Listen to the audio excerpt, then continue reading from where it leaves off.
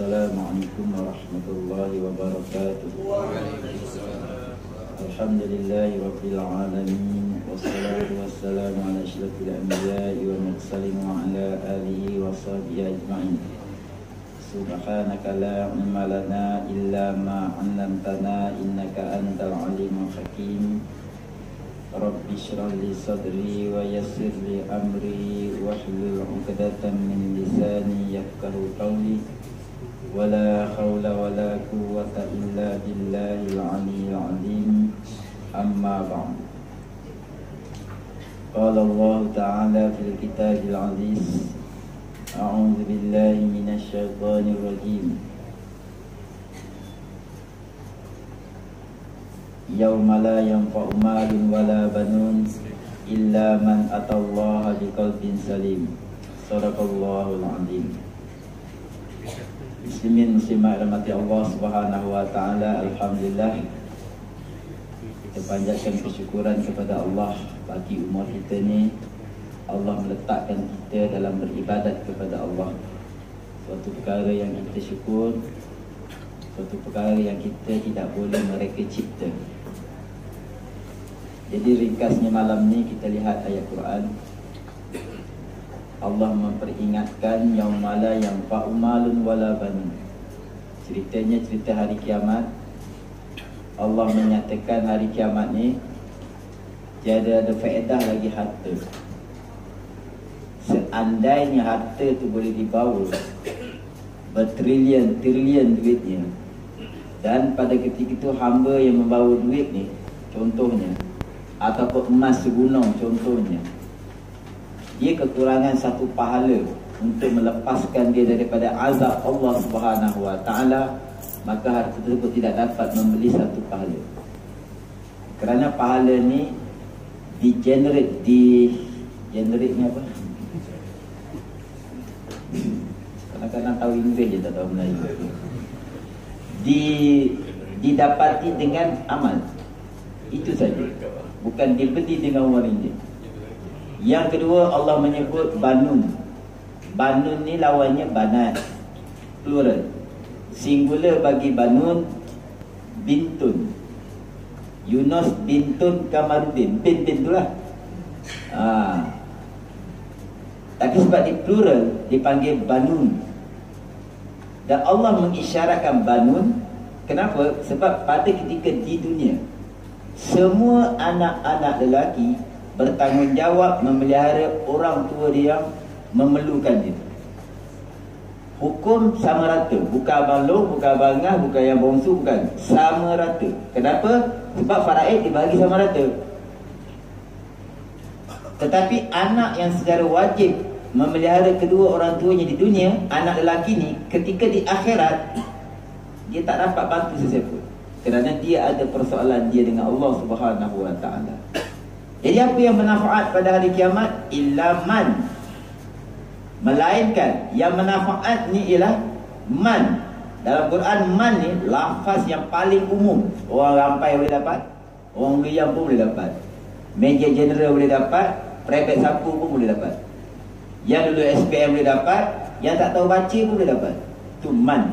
Syarat man atallaha biqalbin salim. Datang kepada Allah hati bersih. Hati itu bersih, dipanggil terselamat. Dalam istilah tasawuf dipanggil salamatus sadri, hati yang terselamat. Salamatus sadri ini boleh dinilai dengan dua hubungan. Pertama, hubungan hamba dengan Allah. Yang kedua, hubungan hamba dengan hamba itu sendiri, termasuk binatang. Dan Allah sentiasa memberi tanda. Pak Haji berapa kali pergi rumah Perdana Menteri? Pak Haji pernah pergi rumah Perdana Menteri? Tak pernah, sama lah kita. Agung ni daripada Kedah balik, berapa kali Tuan Haji pergi masuk rumah dia? Tak pernah. Anak Agung berapa kali masuk rumah Agung? Hari-hari masuk. Kerana hubungan. Anak Perdana Menteri, bila dia masuk rumah Perdana Menteri? Bila-bila, kerana hubungan dia anak. Jika hubungan kita dengan Allah rapat, hari-hari masuk rumah Allah. Itu tanda dia. Hubungan yang bersih dengan Allah tu, dia suka rumah Allah. Dan sebenarnya bukan dia nak, Allah meluangkan, Allah melapangkan, Allah mengangkat segala halangan. Itu yang kita penting sekali nak faham. Jadi tuan-tuan, termasuk yang bercakap ni kononnya hebat, tiap-tiap kita kali kita tanpa uzur, kita semayang seorang dekat rumah, tu tanda hubungan kita dah jauh. Sebab hadis Nabi SAW mengatakan, apa hadisnya? Jika kamu tahu fadilat semayang berjemaah, berjemaah di masjid, nescaya kamu datang tu maknanya bergerak dari tempat ke tempat, daripada rumah ke rumah Allah. Itu datang. Kalau tidak, hadis tak macam itu. Nescaya kamu datang, dahlah datang, walaupun terpaksa merangkak. Kenapa orang sampai mengangkat pun nak? Kerana fadilat yang dulu Allah lorongkan. Walaupun dia mengangkat pun Allah lorongkan. Sini orang sini kemensah. Dua cerita orang sembahyang berjemaah orang. Orang yang memakmurkan rumah Allah. Maksudnya rumah Allah tu dekat dengan hati dia. Dia bukan masalah rumah kita dekat, hati tu dekat dengan masjid. Kalau rumah tu dekat, tak sampai juga. Kalau hati tu tak ada dengan rumah Allah, hubungan dengan Allah tu jauh. Tutup ni. Ya, warning kita 20 minit, 30 minit. Euro first half 45 minit. Ya tak.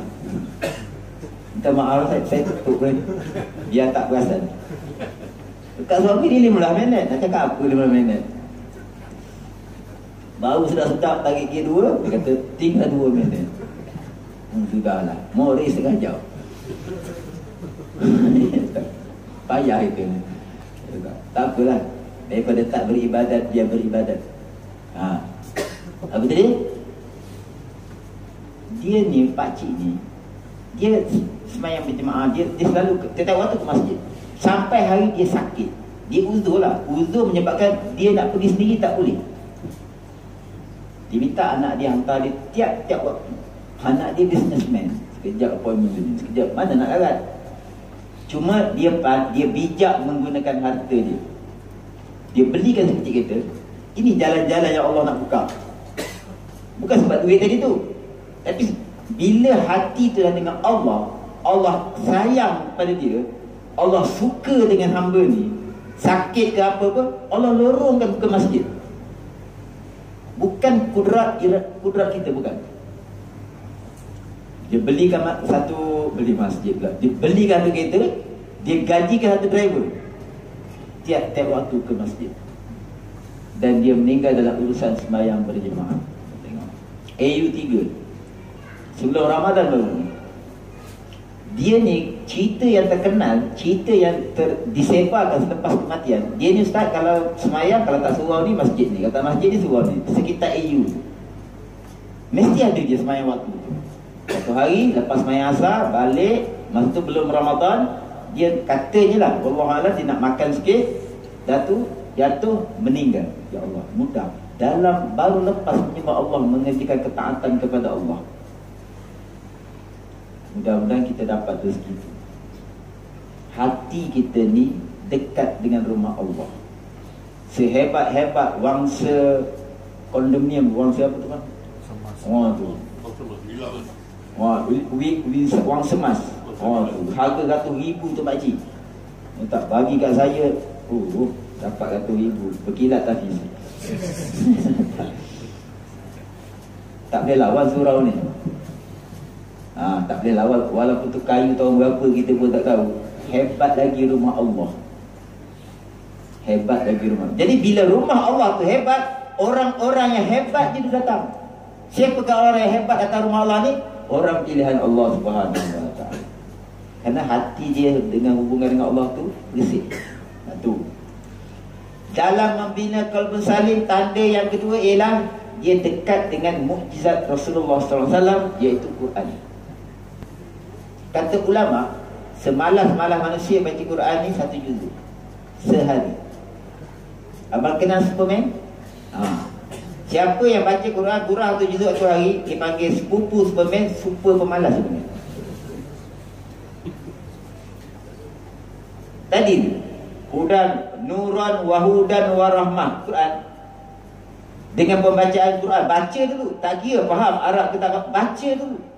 Nuran, bersinar. Bukan nur ni, bukan kepala kita bercahaya, hati tu bercahaya. Kita ada penyakit zahir, ada penyakit batin. Kejap-kejap Melayu ni kadang disihirnya. Lepas tu setan pula datang, Euro setan tu pula datang. Tak? Jadi kita nak buat macam mana? Dalam Quran dia ada ayat syifa.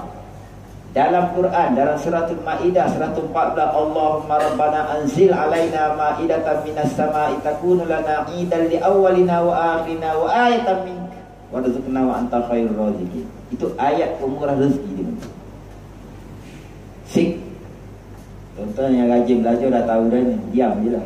Dia orang yang jalan-jalan. Ini ayat. Andai kata sebelum saya minum tadi tu dah ditaruh racun, dan saya tak tahu itu racun, saya minum, kesan racun kena tak? Tak apa, saya tanya, saya jawab. Payah nak ngangguk, payah gini pun tidak. Faham ke tak faham? Kena tak bang? Kesan racun tu kena tak? Kena. Walaupun tak tahu. Maha suci Allah. Kita bukan berbalik untuk mendekatkan faham. Ayat Quran tu kalau kita baca ayat syifa, kita tak tahu ayat tu syifa, dia boleh menyembuhkan penyakit. Quran tu kalau kita baca, kita tak tahu itu ayat pemurah rezeki, Allah boleh murahkan rezeki kita. Ayat Quran tu kita baca, ayat tu ayat memantapkan iman, kita tak faham bahasa Arab, kita cuma baca, Allah kuatkan iman kita. Syarat daripada Alif Lam Mim sampai An-Nas diulang-ulang, kita akan bertemu segala-galanya. Kerana segala-galanya dalam Quran. Tapi manusia pilih surat khabar yang hari bulan je betul. Dipanggil hati berpenyakit. Bukan tak boleh baca surat khabar, tapi mesti lebih daripada, mesti kurang daripada baca Quran. Surat khabar tu dibaca kurang daripada baca Quran. Baca Quran mesti lebih banyak daripada baca surat khabar. Dua. Ni tanda lah, tanda. Tanda hubungan dengan Allah tu dah bersih. Pertama, hati dia dekat dengan masjid. Yang kedua, dekat dengan Quran. Cuma jagalah adab Quran ni. Ni taruh dekat dashboard. Dashboard kereta. Sampai bengkang-bengkok Quran tu jadi kena panas, kena hujan, jatuh pula tepi jam. Kemudian anak dia minum air, tumpah pula tu. Itu takut dilaknat oleh Quran. Kenapa makcik letak dekat dashboard kita ni? Taklah ustaz orang kata tak accident. Oh, tak accident. Dia tahu Quran kan. Saya kata makcik, dekat Malaysia ni ada 1000 orang tahfiz. Orang hafiz. Orang hafiz ni bukan Quran dekat dashboard, Quran dalam hati. Accident macam. Jadi kalau nak tahu Quran dalam atas dashboard tu, jaga adab. Kan kita ada hadis tu menyebut berapa ramai orang yang baca Quran tapi Quran melaknat dia. Kenapa tu?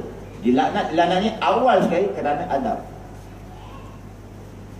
Bismillahirrahmanirrahim. Tabarakallazi biyadihil mulku wa huwa ala kulli syai'in qadir. Allazi khalaqal mauta wal hayata liyabluwakum ayyukum ahsanu amala wa huwal azizul ghafur. Betul? Telefon bunyi tu. Barulah hello. Sadaqallahul azim. Hello. Orang baca Quran ganggu je. Orang sebut dia baca Quran. Manusia ni dia memang suka cerita amal dia. Tak? Sampai dekat depan Allah hari kiamat, dia kata, Allah kata, dulu kau dah dapat pujian daripada orang, habislah habuan kau, tak ada lagi bahagian di akhirat. Susah pun. Jadi kita bukan setakat beramal, memelihara amal. Memelihara amal ini dengan hati yang bersih daripada mazmumah. Dua, Quran. Yang ketiga, allazina yazkurunallaha qiyaman wa qu'udan wa 'ala junubihim. Ciri-ciri orang yang hubungan dengan Allah ni bersih, hati itu dekat dengan Allah dan Allah suka dengan dia, dia selalu menyebut nama Allah. Sama ada dengan lidah dia ataupun dengan hati dia.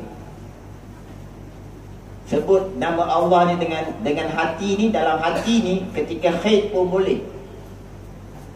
tahulah makcik ni kenapa malam-malam Lailatul Qadar dah Syed datang, dah tak boleh beramal. Siapa kata tak boleh beramal? Selawat banyak-banyak itu amal.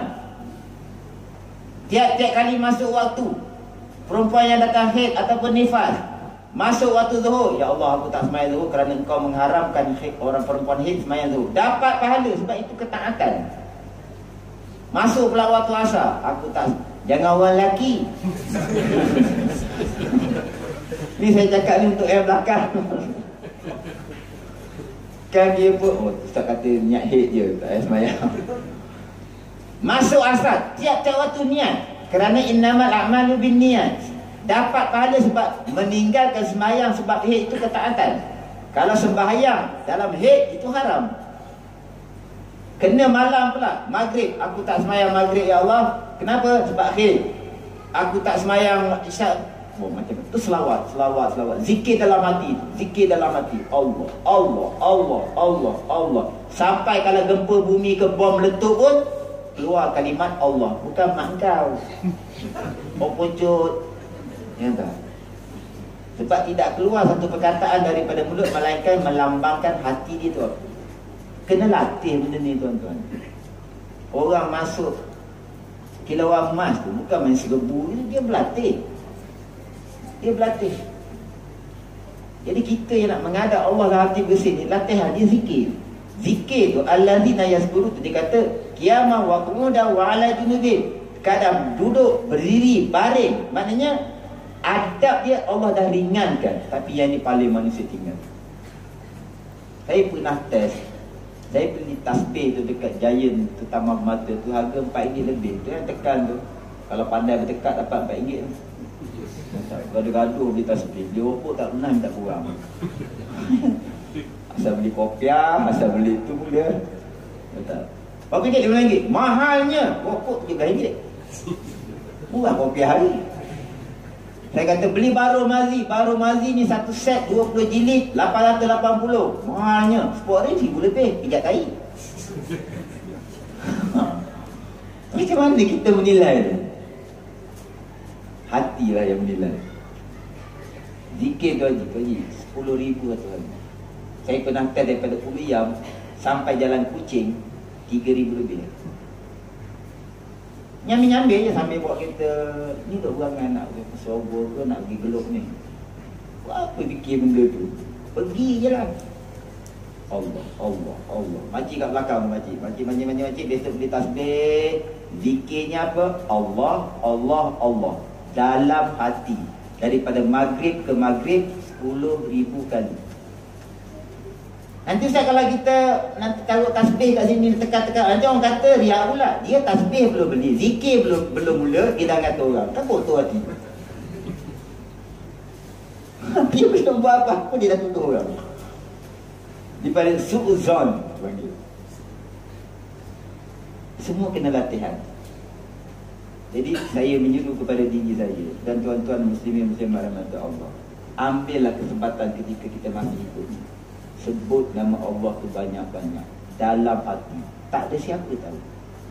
Dia sebab tak ada orang tahu tu dia malas. Nanti kalau ada orang tahu baru dia kalau dah bagi orang jalan tu, kita bawa kita ada orang depan tu nak masukkan maksudnya, kita pun bagi lampu tu bagi dia jalan. Kita pun tengok, angkat tangan pun tak. Dia harap orang angkat tangan. Syirik, beribadat kerana makhluk. Kalau dia angkat tangan, kita jadi apa? Bertambah duit dekat bank kita? Tak. Tapi kalau kita harap dia angkat tangan tu, dia besok depan Allah, amal tu dah tak ada. Allah kata, kau dah mengharap angkat tangan tu lagi, habis. Ini hati. Hati punya peranan ni, kalau tak betul-betul dijaga, Syekh Barsisa wa'iyadzubillah, jadi Allah makhtim lana bi husnul khatimah. Syekh Barsisa ni alim, matilah kafir. Hanya sebab dia ada keinginan maqam. Bukan beribadat kerana Allah. Dia punya taraf tu tak boleh beribadat kerana maqam. Dia beribadat tu kerana tiap-tiap kali dia beribadat, dia bersyukur. Kata ulama sufi, kami malu nak menyebut pahala. Sebab bila sembahyang, bila baca Quran, dapat baca Quran, itu pun dah besar dah ganjaran daripada Allah. Pahala kami tak kira lah. Sebab itu kerja Allah. Abang berapa dah pahala? Mana kita tahu? Maybank dia hantar statement. Tak. Jibril mana pernah hantar statement kat kita, kita pun tak tahu. Tapi tetap ada, sebab itu dijanjikan oleh Allah. Tiga. Yang keempat, satu beres, dua selesai, baca dulu. Yang ketiga, zikir dilatih, paksa. Sebab tu beli tasbih tu yang tekan-tekan, sebab ya kita baru berlatih. Ya tak? Segan dah. Bawa Hello Kitty tak segan pun. Sana kemari bawa Hello Kitty, ya tak? Tak segan pun. Siapa tak cipta Hello Kitty? Sampai telekong ada Hello Kitty. Telekong. Besok kain kapal Hello Kitty. Dia wasiat dulu. Baru dia akan datang yang keempat, menerima ketetapan Allah Subhanahu Wa Taala kerana yakin dalam masalah makrifat, yakin semua pemberian Allah kepada hamba elok. Walaupun pada ketika kita menerima takdir itu sebenarnya kita tak setuju, menyusahkan, melampaui dari apa yang kita jangkakan. Contohnya, ada seorang ni, dia pangkat terakhir di dalam tentera meja. Dia qualified naik kenal. Kenal kan? Lepas meja kenal, lepas kerusi. Enggak. Jadi mengamuk-ngamuk dia sebab apa? Bos dia tak pilih dia. Jadi diselidik katanya bos dia tak pilih dia sebab dia tak satu negeri dengan bos. Jadi bos dia naikkan orang satu negeri dengan dia. Dah lebih yang doa. Aduh, dia marah. Jadi orang yang memang biasa-biasa, dia akan marah. Tapi orang yang melihat itu ujian daripada Allah, dia ada handbrake sikit. Dia tak setuju pun, akhirnya diistikharah, apalah nak buat lagi, Allah aku nak harap nak pangkat tapi kau tak bagi, izailah, mungkin dia begitu. Tapi dia dah bergaduh dengan bos, dia dah marah, dia bergaduh tak tegur siapa, akhirnya dia resign. Tak puas hati. Tak berapa lama kemudian, sampailah hari ni, hari yang saya berjumpa dia kuliah Ramadan, orang hari sini. Dia cerita, dia dilantik pengungsi surau. Betul. Baru nampak hikmah. Saya secara personal tanya dia betul-betul, Tuan Haji, Tuan Meja, andai kata dulu naik kena jumpa masjid tak? Dia kata tak. Dia kata tak. Nampak tak hikmah tu? Pada hari takdir datang, memang tak puas hati. Tapi jangan melampau-lampau tak puas hati. Sebab Allah memberi kita penuh dengan hikmah. Dan Allah mustahil menzalimkan hamba-Nya. Bila ini 4 perkara diberes, dipanggil qalbin salim. Daripada satu sudut. Kemudian sudut yang kedua, hablum minan nas. Termasuk hablum minan nas ni dengan binatang. Seorang Syekh Abdullah nama dia. Dia berjalan, dia tengok ada seorang miskin tengah makan. Ia diheran tengok makan tu kenapa? Dia suapkan ke mulut dia sesuap, lepas tu disuapkan ke mulut anjing depan dia tu sesuap. Dia suap dekat dia, dia suap dekat anjing. Itu yang dia heran tu. Dia pergi dekat orang miskin ni, aku tengok kau ni, kau makan sesuap, bagi anjing suap, kenapa? Aku malu kalau aku makan, anjing tu tengok saja. Dan tengok hubungan dengan binatang, jangan kata dengan manusia. Kita makan murtabak, miau-miau, makan penyepak. Baru murtabak. Kalau tak boleh bagi, tak apa. Jangan hukum macam itu binatang. Besok kalau dituntut, kena dia migrate, dia tuntut besok mana? Dia migrate sebab kena penyepak itu, dia akan tuntut. Dalam kitab Turatul Nasim di situ, burung kecil ni, dulu ketika dunia dipatah-patahkan satu, dia tuntut pada Allah. Ni hamba engkau ni telah menzalimkan aku pada ketika dia dulu. Maka Allah panggil dia. Maka burung cip tu minta apa? Aku nak dia diazab sebagai timbal balik tu. Maka setelah diazab orang tu, Allah matikan burung. Bukan tak boleh pelihara burung, boleh. Orang suka terkukur. Pagi-pagi orang pergi bulan subuh, dia dah hobi nak buat macam mana. Tapi bagi makan yang selayaknya bagi burung tu. Boleh sebab binatang ni bahan permainan kita. Jangan harimau lah, dia bukan bahan permainan kita. Hablum minan nas ni makcik, hablum minan nas satu je. Jangan bila-bila sampailah kita mati masih ada bermusuh dengan siapa. Jangan. Maafkan. Jangan. Ini sebab daun mempelam tu jatuh sebelah rumah kita. 3 tahun tak bercakap dengan jiran ni, yang tuan punya pokok mempelam. Bila buah jatuh, okey, daun. 3 tahun tak bercakap. Tahu kenapa ketawa? Itu kalau mati tu takut-takut tak boleh jawab soalan nombor 4 dalam kubur. Apa soalan nombor 4 dalam kubur? Wa ikhwanuka, siapa saudara kamu? Maka orang yang diizinkan oleh Allah akan menjawab, seluruh muslimin muslimat saudara kami. Orang yang ada bermusuh, adik-beradik, anak-beranak, jiran tetangga, saudara-saudara, sesiapa saja sama bos ke apa, sampai dia berdendam sampai mati, tak boleh jawab soalan yang keempat. Yelah, kita marah dia pinjam duit kita tak bayar, tetap kita maafkan perbuatan dia tak bayar, tapi kita tuntut. Itu je. Hutang tu kita tuntut. Boleh tuntut sebab syarat kata boleh tuntut. Kalau dia tak bayar dan sengaja tak bayar, esok pahala dia sampai kat kita. Tapi memusuhi dia tak boleh. Tak boleh. Sebab dulu kan saya cerita bagaimana Nabi memberi makan seorang buta. Orang buta tu makan hama Nabi. Dia tak kenal Nabi tu sebab dia buta. Kau kenal Muhammad? Kenal Muhammad ni bawa bincang belakang umat lah, begini, bawa ajaran sesat lah ini, ajak sembah apa tak, begini, makan hama. Nabi bagi makan, tiap-tiap hari sampai Nabi wafat.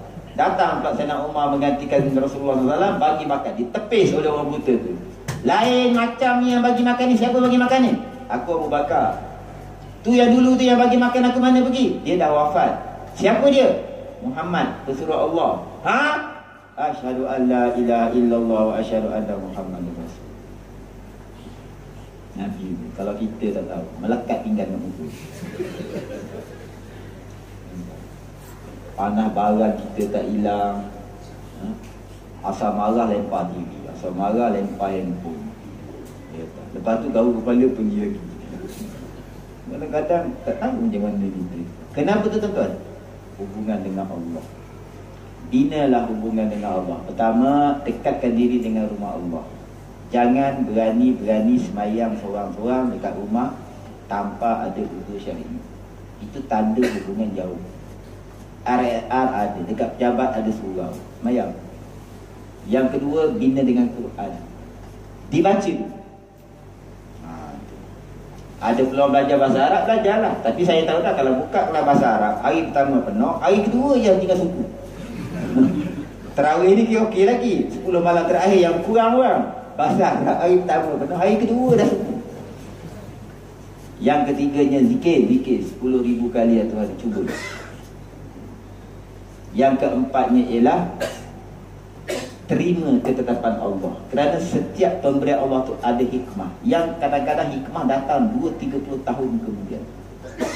Dan terakhir, jangan ada bermusuh dengan sesiapa. Hati kita, maknanya kita maafkan dalam hati, maka kita akan mencapai salamatus sabri. Mudah-mudahan sedikit yang kita belajar ni menjadi ilmu yang bermanfaat untuk saya dan kita semua. Alat dia zikir, alat dia Quran, alat dia masjid. Ya. Jadi minta maaf sepanjang pengajian kita bertahun-tahun ni kalau ada salah dan silap, maaf dan batin. Nanti kita buat kutipan sedikit untuk tahfiz saya Al-Khalidi itu. Mudah-mudahan dengan sumbangan tuan-tuan itu dapat memperbaikkan lagi tahfiz saya itu, insya-Allah. Al-Fatihah. A'udzubillahi minasyaitonir rajim. Bismillahirrahmanirrahim. Alhamdulillahirabbil alamin arrahmanir rahim maliki yaumiddin. Iyyaka na'budu wa iyyaka nasta'in ihdinas siratal mustaqim. Siratal ladzina an'amta 'alaihim ghairil maghdubi 'alaihim waladdallin. Bismillahirrahmanirrahim. Alhamdulillah. Rabbana atina fid dunya hasanatan wa fil akhirati hasanatan wa qina adzabannar.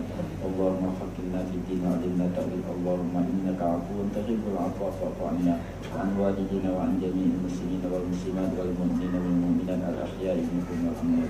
Rabbana atina fid dunya hasanah wa fil akhirati hasanah wa qina adzabannar. Wassallallahu ala sayyidina maulana Muhammad wa ala alihi wa sahbihi ajmain. Walhamdulillahi rabbil alamin. Taqabbalallahu minkum.